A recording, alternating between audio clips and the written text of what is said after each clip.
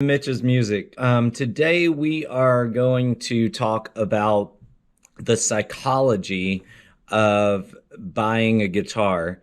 And I know that that's like I don't know the term, but like a really uppity sounding title.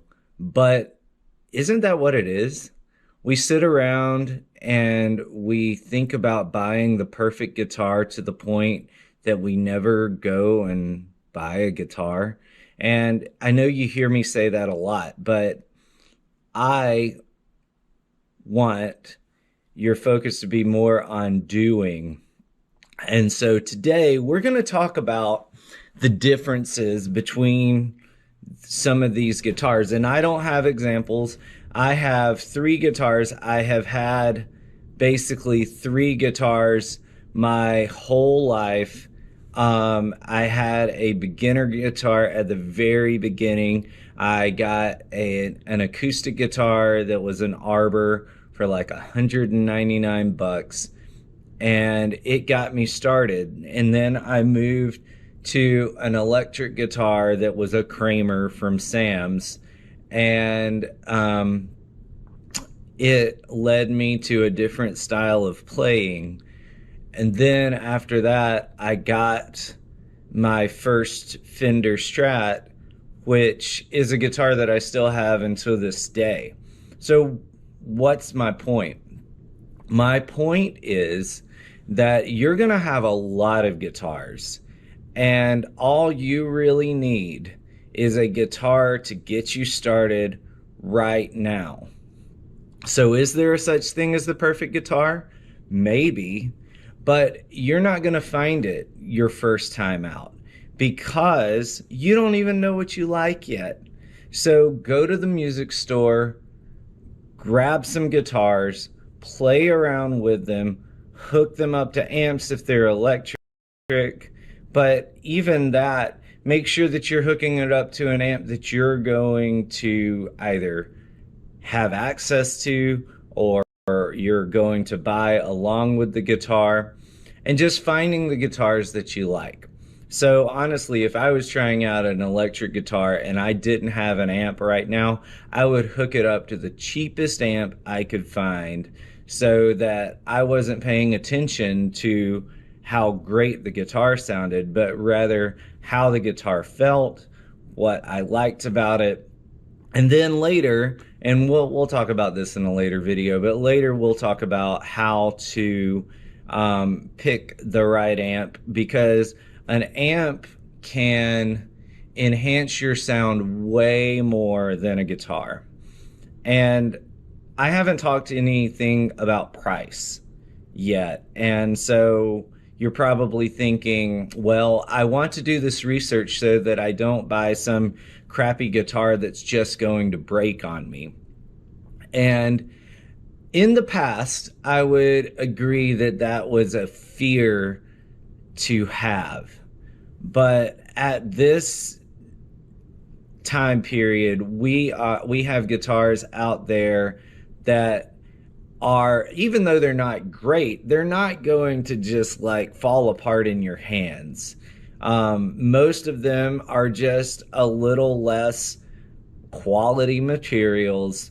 But if they're set up right, they're going to sound great, and they're going to last you several years until you find that perfect guitar, because it takes a while to find that guitar. When you go out, you're going to like a couple of guitars, and then a couple of years later, especially if your price range for what you can afford changes, you're going to find another guitar. So buying your first guitar is not like buying your house that you're going to live in for 30 years, because you're going to have this guitar only maybe for 1 year, and then you're going to get another one, and you're going to have that one for 5 years, and then you're going to get another one. So don't stress so much about buying the perfect guitar the first time out. Buy a guitar, get started, and then find the guitar that you like a little bit later as you begin to enjoy different styles of music and really honing in on what you want to be as a player. So let me talk just a little bit about price. Does price really make a difference? Of course it does. I've always said that you get what you pay for, and gone are the days where we find deals on guitars at a pawn shop. Like, these guys probably know more about guitars at this point than I do, and they at least how much they cost or how much they can get for them. So you're not going to find a deal like I did in high school, where I found a 1965 Fender Blues DeVille amp in a pawn shop for like 250 bucks. You're not going to find that anymore. So find a guitar that's in your price range. Like, if you are buying a guitar under $500, the internal parts are going to be a little inferior to other parts. So they aren't going to give you quite the sound as a guitar over $500 would be.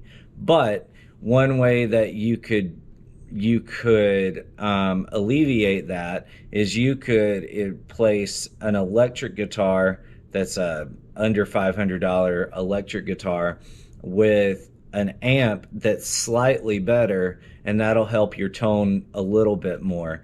Acoustics are just going to have a slightly higher action. They're going to be a little clunkier to play. And then once you get above that $500 range, that's where you start to get into a much better build quality in general. And so like 500 to 1,000, a little bit over $1,000, you get into a better build quality in general, better internal components. And then even above that, the 2,000 and above, it just starts to be minuscule differences. So if you're a beginner and you have the money to spend $4,000 on a guitar, it's probably still not a good idea. I would stay in the $500 to $1,000 range right now, and then buy the big guitar later when you have a little bit more of an idea of what you want. Because right now you just see these guitars that you like that are $4,000 or $5,000, but you've never played one yet. You don't know if you like it, and even if you have played one, you haven't played a lot of other guitars. So play some guitars. Get a cheap guitar for right now. It's gonna do you just fine, and get started.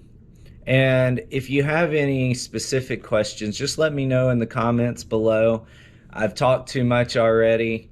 I got my coffee. I need to drink some of that. I hope you guys have a good day, and I will see you in the next video. Click that subscribe button. Leave comments below for any questions that you have about learning guitar. Give me any song requests, anything like that. Like I have said in the past, this month I'm doing mostly folk songs and bluegrass and old school country. So I hope you guys enjoy that. And then we're heading right into the Christmas season, where I'm gonna be doing some hymn arrangements for guitar, so that if you're a beginner, you can take just a simple part that is a part of a whole and get together with 3 or 4 other people and play those parts together, and it'll sound like a bigger guitar arrangement. So it's a pretty cool thing to do, especially if you're a beginner and you can't play a lot of chords, but you have a lot of friends that are learning guitar. It's a cool way for you guys to be able to play songs together that are really simple but sound really, really good, and are really impressive. So I hope you guys enjoyed this video. I'll